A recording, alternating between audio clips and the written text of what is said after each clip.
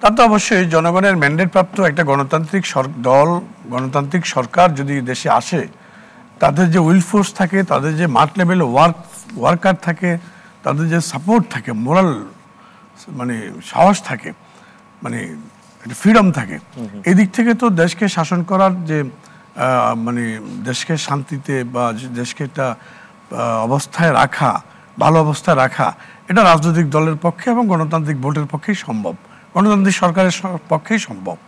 যেমন অন্তর্বর্তীকালীন সরকারের পক্ষে তো এটা সম্ভব না, কারণ অন্তর্বর্তীকালীন সরকার আসা হয় বা না হয়, আমাদেরও দাবি ছিল শুধু ভোটটা ওনারা করে দেবেন, ভোটটা করার জন্য পরিবেশটা তৈরি করে দেবেন, কারণ অন্তর্বর্তী সরকারের কোনো বেসিক কোনো ম্যান্ডেট নেই। শুরু থেকে আবার আপনি যদি অগাস্ট মাসের যদি নিউজগুলো দেখেন, বিএনপি এই সংস্কার তো শুরু থেকে সংস্কারের কথা বলেছে, সে সময় বিএনপির পূর্ণ সমর্থন, পূর্ণ সহযোগিতা তারা কিন্তু ব্যক্ত করেছেন।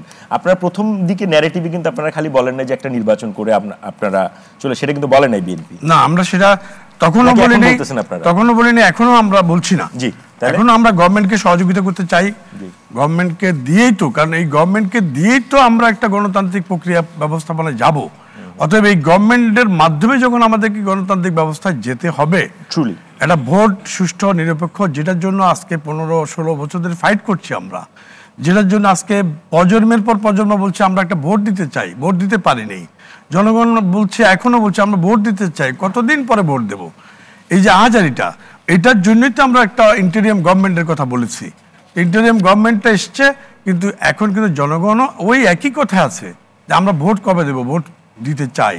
তবে যদি ইন্টারিয়াম গভর্নমেন্টের মাধ্যমে একটা সুষ্ঠু নির্বাচনের মাধ্যমে এবং একটি গণতান্ত্রিক সরকার প্রতিষ্ঠিত হয়, তাতে দেশের শাসন সুশাসন অনেক কিছু যতটা ব্যালেন্সফুল হবে, এটা ইন্টারিয়াম গভর্নমেন্টের মাধ্যমে সেটা ব্যালেন্সফুল হবে না।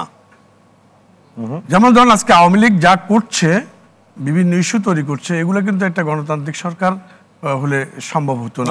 আওয়ামী লীগ এখন যা করছে, ধরেন আপনার পলিটিক্যাল গভর্নমেন্ট আসলে সেই সমস্যাগুলো দূর হয়ে যাবে, দূর হবে না, তবে এইভাবে তারা ছাড় পেত না, ইয়ে হতো না। যেমন ধরেন যে যশোরে না কোথায় একটি, আপনি কি ব্যক্তিগতভাবে মনে করেন যে সরকারের কোনো না কোনো উইং থেকে আওয়ামী লীগ ছাড় পাচ্ছে?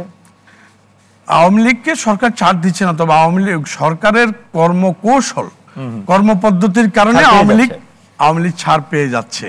আওয়ামী লীগ একটা উইংস, একটা ওপেন স্পেস পেয়ে যাচ্ছে।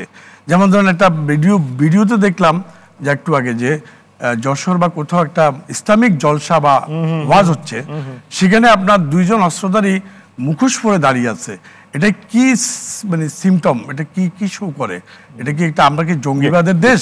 তাহলে হাসিনার কথাই তো সত্য হয়ে যাবে, এই সরকার থাকলে জঙ্গিবাদের উত্থান ঘটবে।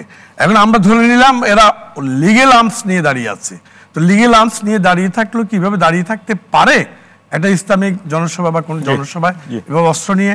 তাহলে এতে কি সরকারের এটা একটা ভুল মেসেজ ন্যাশনাল ইন্টারন্যাশনাল যাচ্ছে না?